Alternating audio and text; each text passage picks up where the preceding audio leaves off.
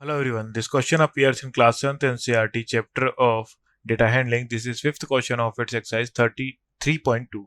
So the question says that tell whether the statement is true or false. First, the mode is always one of the number in data.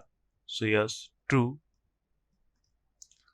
Mode हमेशा mode होता है हमारे पास the variable which occurs most frequently.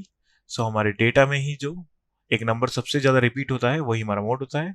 So mode is always one of the number in a data. The mean is one of the number in data, so it's false because of mean हमारे पास average होता है, वो data में हो भी सकता है और नहीं भी हो सकता है, so ये जाएगा false. And median is always one of the number in the data, so yes, it's true. Median is the middle most term. So जो भी हमारा डेटा है उसमें जो मिडिल में जो टर्म होगी वो हमारा मीडियन होगी. So always present in data.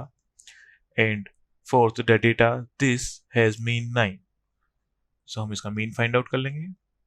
Mean is equal to sum of observation 6 + 4 + 3 + 8 + 9 + 12 + 13 + 9 upon observations देख लेंगे हम. Number of observations 1 2 3 4 5 6 7 8 upon 8.